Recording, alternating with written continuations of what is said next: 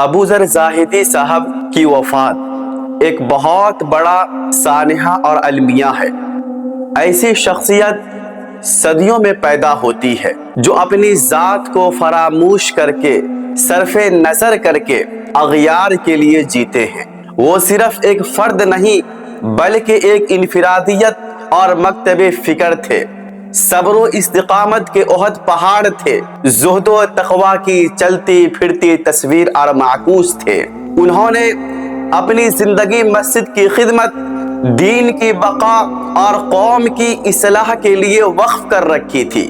کئی سال اپنی مسجد کے ایماندار، دیانتدار متولی رہے ہیں، لیکن کبھی اس منصب اور عہدہ کو دنیاوی فخر کا ذریعہ اور وسیلہ نہیں بنایا، بلکہ اسے اللہ کی امانت سمجھ کر ادا کیا۔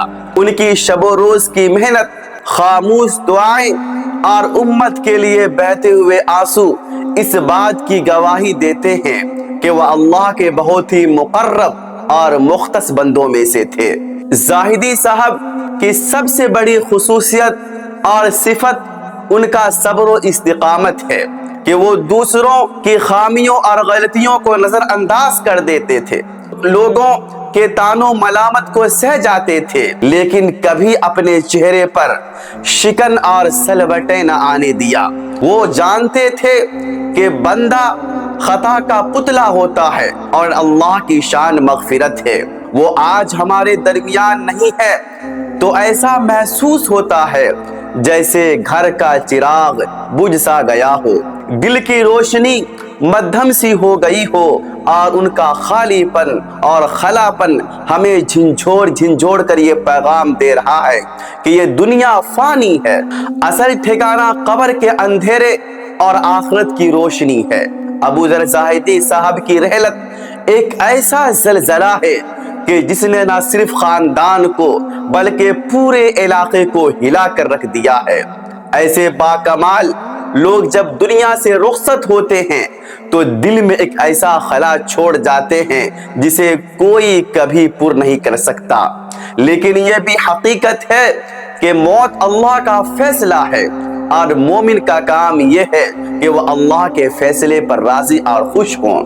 ابو ذر زاہدی صاحب کے لواحقین پر یہ صدمہ یقیناً پہاڑ سے بھی بھاری ہے۔ والد، شوہر، بھائی، بزرگ کی افتراقیت اور جدائی ایک ایسی کڑی آزمائش ہے جو دل کو چکنا چور کر رکھ دیتی ہے۔ آج ان کے بچے، بیوی، بھائی اور خاندان کو تسلی دینے کے لیے یہی کہا جا سکتا ہے کہ آپ نے ایک ایسے شخص کو کھویا ہے جو اللہ کا ولی اور دین کا خادم اور سماج کا سچا ہمدرد اور غمخوار تھا۔ یہ نقصان بظاہر آپ کے لیے بڑا ہے، مگر حقیقت میں وہ اللہ کی رحمتوں کے باغ میں منتقل ہو چکے ہیں۔ آپ ان کے لیے دعائیں مغفرت کیجئے اور اللہ سے صبر جمیل مانگتے رہیے۔